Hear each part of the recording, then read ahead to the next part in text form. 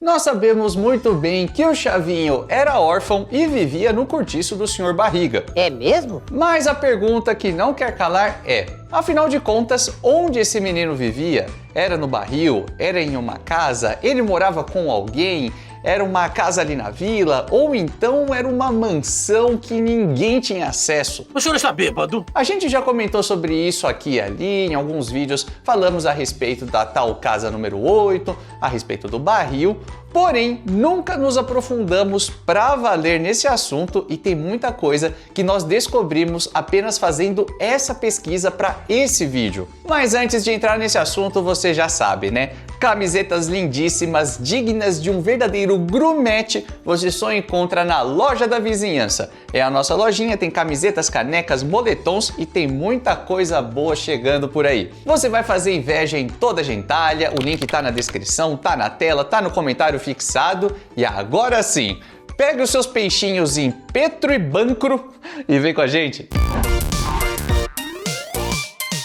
Eu proponho um experimento social. Chega qualquer dia em um amigo, em um vizinho e pergunta onde o Chaves morava. Se ele assiste Chaves só de vez em quando, provavelmente ele vai dizer que era no barril. E o que eu quero provar é que isso é um grande senso comum envolvendo o seriado. Se ele sempre está no barril, então ele vive no barril, certo? Isso pode ser. Não é uma linha de raciocínio errada, mas também não é exatamente certa. Mas vamos por partes. Se lembra de todo aquele rolê que eu já falei várias vezes aqui no canal sobre o seriado ter se tornado independente em 73? Pois é logo no primeiro episódio dessa fase que nós somos apresentados a um tal objeto com teus dentes. Pronto, Chaves. Já troquei a lâmpada que você quebrou com a vassoura. Agora, por favor, torne a quebrá-la. Não sei se vai dar, né? Não. Em matéria de barril, a gente tá falando do primeirão, o original, o Recusa Imitações. Com o tempo rola um casamento perfeito entre o barril e o Chaves. Então, na cabeça de todo mundo, o menino morava ali, dormia ali, fazia tudo ali. Até que em 76 ele põe um basta em todos os rumores. Olha, Chaves, você mora nesse barril? É claro que não. Então onde? Eu moro no 8. Refere-se à casa de número 8? Sim, por isso me chamam de Chaves do 8. Até aí, beleza. Mas vocês concordam que tem um intervalo de tempo muito grande aí? Algo que apareceu em 73 só foi explicado em 76 e 3 anos é um tempo considerável. Só para você ter uma ideia, a gente está falando de mais ou menos uns 120, 130 episódios nesse intervalo e também tem um acontecimento muito importante. Qual? Como eu disse, eu também já falei sobre isso outras vezes aqui no canal, então responda você mesmo. Por que o Chaves ganha um seriado independente? Não sabemos porque nós não gostamos de fofocas. Não se lembra muito bem? Não quer falar? Não tem muita certeza? Então tudo bem. Eu respondo. Na época, a emissora na qual o Chespirito trabalhava se une com uma concorrente. E assim nasceu a televisão via satélite, ou Televisa para os íntimos. Mas a Televisa é o quê, afinal de contas? Um canal, uma produtora, um estúdio? Bom, eu chamaria de network. Ou seja, uma emissora que abraça não apenas uma, mas várias estações de TV. Ficou claro essa ideia? Sim. Porém, um fato muito importante que eu acho que eu nunca comentei aqui é que o fato de 2 ou mais canais estarem associados à mesma instituição não quer dizer que não haveria concorrência entre eles. Basta lembrar que a Record já foi propriedade do Silvio Santos aqui no Brasil. Sim, acredite se quiser, talvez você não sabia disso, mas mesmo assim, SBT e Record sempre tiveram concorrência. No México era mais ou menos a mesma coisa. O Chespirito trabalhava no canal 8 e a maior rede era o canal 2, e os dois canais eram da Televisa. Até que em 75 chegou um convite do todo-poderoso da Televisa, o Emílio Azcárraga. Assim, o nosso Chaves do 8 estreia em uma emissora do tamanho do sucesso que já havia alcançado. Tô falando da XEW, ou simplesmente Canal 2. Aqui XEW, voz da América Latina,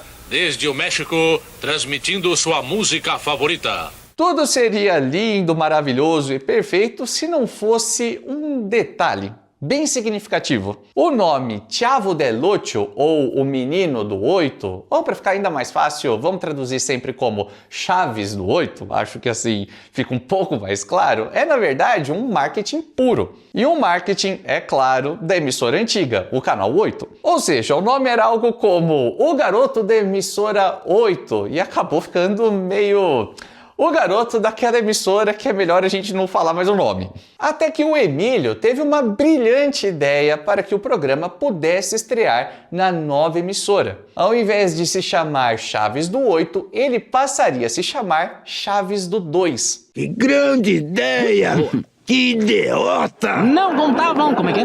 E o Chespirito achou que por essa ideia o seu patrão merecia as orelhas de burro. Só que na verdade não era bem uma ideia, era uma ordem, né? Afinal de contas, a gente tá falando do cara que manda em absolutamente tudo. Mas o Chespirito não gostou não. Segundo o que o Rubem Aguirre conta em sua autobiografia, a discussão entre os dois foi bem calorosa. De um olhar pro outro e falar, você é um tranqueira, você é um banana, um cabeça de melão. É, isso aí. Mas no fim o que ficou decidido é que o programa se chamaria apenas Chaves, ou então El Chavo. Simples, curtinho, uma coisa mais direta e ficou bem melhor, né?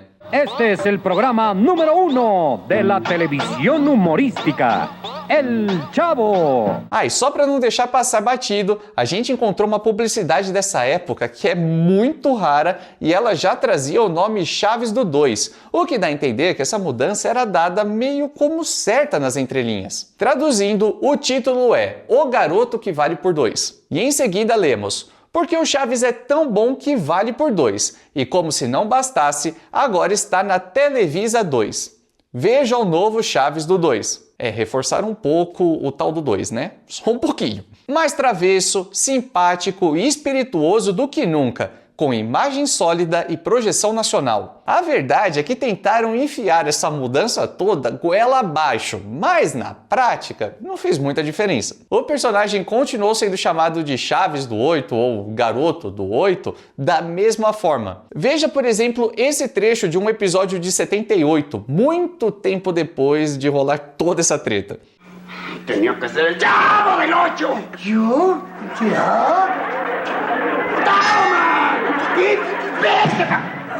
Porém, o velho problema persistia. A gente tá falando do canal concorrente. Então o Chespirito teve uma sacada genial para desassociar o número 8 da emissora. A partir daquele momento, o número 8 seria o número da casa onde o garoto vive, informação que aparece o tempo todo de 76 para frente. Eu moro lá no 8, eu moro na casa número 8, que às vezes eu entro no barril assim, mas é só porque pra não ter que... Bom, é porque eu não... É só por esporte. É. Beleza, agora que a gente já sabe muito bem o que rolou, vamos refletir um pouquinho. Se essa necessidade só surgiu em 76, como a questão da casa do Chaves era tratada de 76 para trás? Em 74, por exemplo, a dona Florinda solta essa informação. Puxa, mamãe, o Chaves já está dormindo no sofá. Mas claro, este sofá deve ser muito mais confortável do que o chão onde ele dorme. Que fique aí. Pera aí. Se o Chaves tem casa, por que ele dormiria no chão? Será que em algum momento ele chegou a realmente dormir no barril? Não é querendo levantar muita teoria da conspiração, não, mas no mesmo episódio a gente vê o garoto no barril à noite. Então será que ele estava morando ali?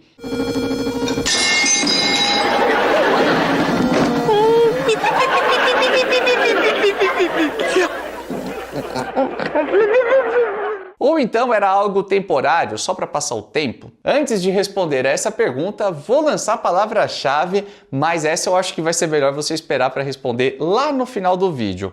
Na sua opinião, onde o Chaves morava? Eu sei que eu já lancei essa palavra-chave em outro vídeo, mas agora a gente está aprofundando muito mais a respeito de datas, a respeito de trechos de episódios, mostrando o que está acontecendo aqui e ali, os anos, as campanhas de marketing, o lance de emissora... Enfim, é muita coisa para você refletir e aí você dá a sua opinião, se era no barril, numa casa, no chão, em qualquer lugar. E poxa, não poderia deixar de falar do episódio do Belo Adormecido, que ele fica dormindo em qualquer canto da vila. Será que era assim todas as noites? Saia! Vamos ver se ele está ou não está mesmo. Fato é que o garoto se enfiava tanto naquele barril que existe até uma lenda urbana a respeito de que no fundo do barril tinha uma passagem secreta para algo muito maior. Pode parecer zoeira, pode parecer uma completa maluquice, mas tem gente que jura de pé junto que viu em um tal episódio uma passagem para uma casa. Olha, Kiko, diga à sua mãe que na salada a gente coloca vinagre e não cachaça.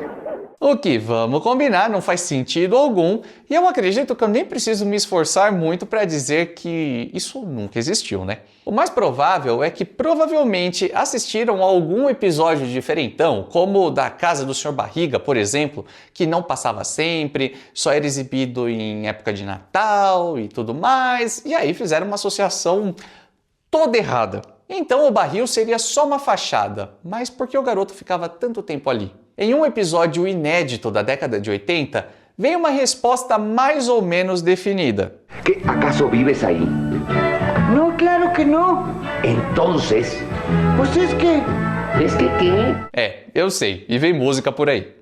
todos los niños tenemos un rinconcito especial en donde nos escondemos cuando queremos soñar.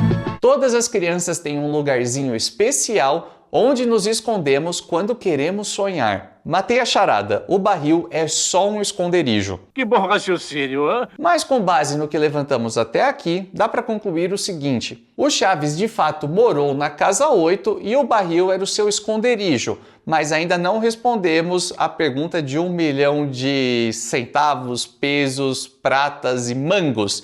Afinal de contas, com quem esse menino morava? Sheila. Que Sheila? Sheila quem é? A série não diz e ela acaba sem dar essa resposta. Mas que droga! E nem foi por falta de tentativa. Sempre que o Chaves ia contar, alguém aparecia ali e o interrompia.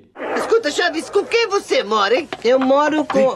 Peraí, papai, papai. E vocês? Se virem o Sr. Barriga, vocês falam que não me viram. Mas é claro que a gente pode recorrer a algumas coisas além do seriado. Em 95, 3 anos após o último episódio de Chaves, o derradeiro, definitivo, naquela fase que eles já estavam bem velhinhos e tal, foi lançado o livro O Diário do Chaves. Ele foi escrito pelo próprio Roberto Gomes Bolanhos e apesar de ter muitas informações que a gente nunca soube, que nunca foram exibidas, também tem uma relação direta com os episódios que vimos incansavelmente na TV. E o que diz o livro? Logo no começo, o Chaves já relata a sua chegada na vila. Um dia, estava passando por outra rua que não conhecia, quando começou a chover forte. Aí, entrei numa vila. Primeiro, fiquei na casa número 8, onde vivia uma senhora muito velhinha que me disse que eu parecia demais com um neto que ela teve. Matamos mais uma charada. Ele vivia com uma senhora viva. No pretérito. Até que um dia cheguei em casa e percebi que suas mãos não tremiam mais